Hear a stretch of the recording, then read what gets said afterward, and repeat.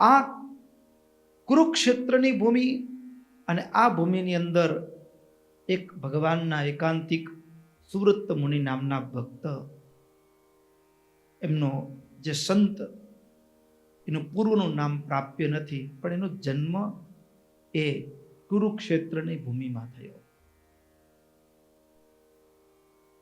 Hero ક્યાંય છુપો ન રહે. પૂર્વના મુક્ત છે, સહજ સ્વાભાવિક અસાધારણ ભગવાનમાં હેત, અને એમાં પણ ભગવાનની જ્યારથી પ્રાપ્તિ થઈને ત્યારે આ સુરત મુનિ કેવા સંત હશે કે જેની પ્રેમ ભક્તિથી ભગવાન એમને આધીન હતા. સુરત મુનિ ભગવાનને થાળ જમાડે તો ભગવાન પ્રત્યક્ષ એ સુરત મુનિના દ્વારા અર્પિત કરાયેલો થાળ ભગવાન પોતાના હાથે જમે. કેવો પ્રેમ ભાવ હશે! આપણે થાળ જમાડીએ પણ ક્યારે થાળમાં ઓછું થયું? કેવી પ્રેમ ભક્તિ હશે સુરત મુનિની કે પ્રત્યક્ષ ભગવાન,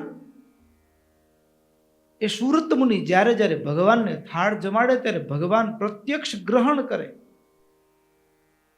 એટલું જ નહીં, આ એ સુરત મુનિ છે,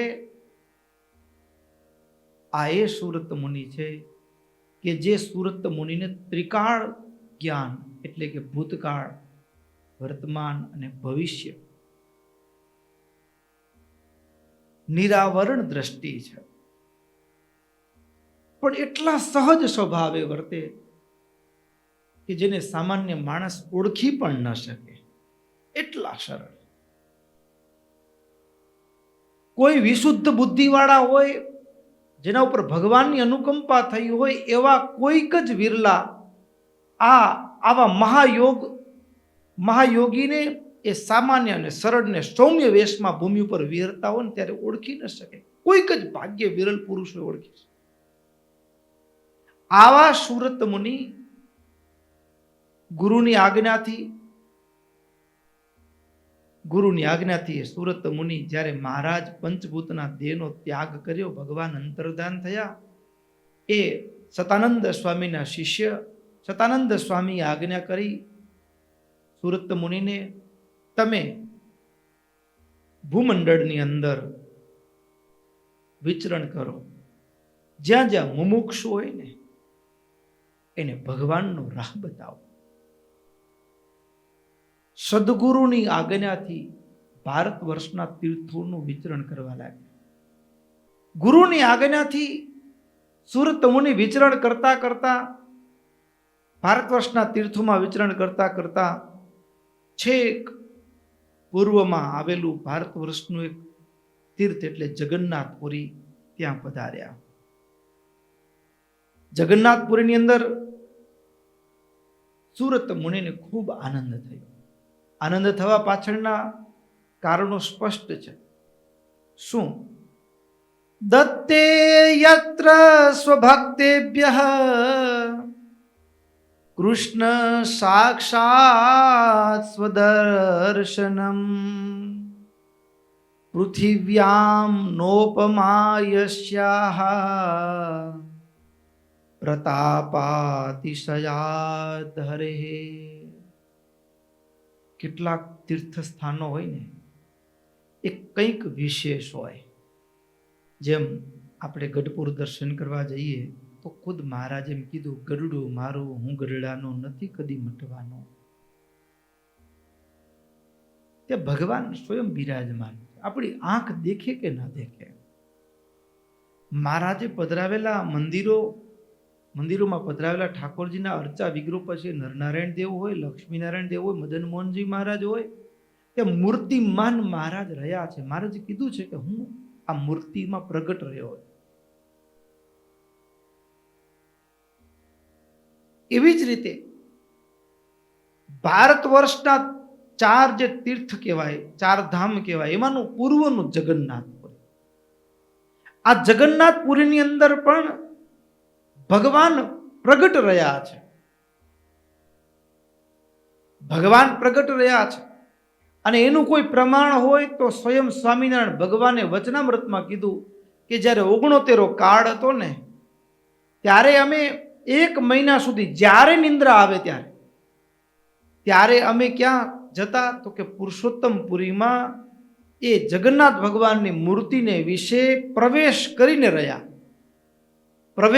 રહ્યા છીએ એવું અમને થતું. રહેતા અમે તો કરતા શું મૂર્તિમાં પ્રવેશ કરીને? તો કે પૂજારીનો પ્રગટ ભાવ, ભક્તિ ભાવ અને છળ કપટ બંનેને જોતા. એટલું જ નહીં, મૂર્તિ સ્થૂળ આંખથી આવનારાને તો કાષ્ટની જણાય, પણ અમે એમાં પ્રગટ રહી પૂજારીનો ભક્તિભાવ અને છળ કપટ બંનેને દેખતા.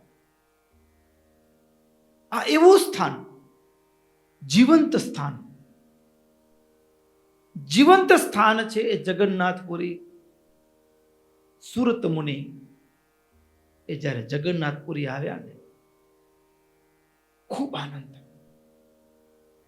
સુરત મુનિની એનો આનંદ છે. ચક્ર તીર્થના કિનારે ઉતારો તો કર્યો, ત્યાં નિવાસ કરીને રહ્યા, પણ દિવસ કેમ પસાર કરે? તો દિવસ પસાર કેમ કરે? તો નિયમિત 5 વખત જગન્નાથ ભગવાનના દર્શન કરવા માટે જાય.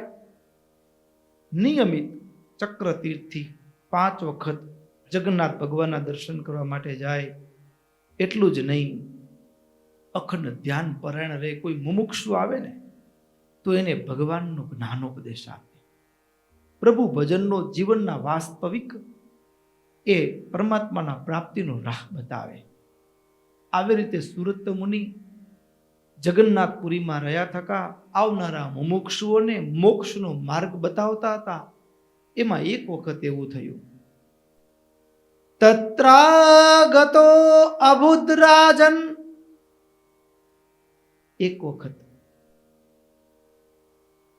એવું આશ્ચર્ય સર્જાયું કે ત્યાં યાત્રા કરતા કરતા એક રાજા આવ્યા.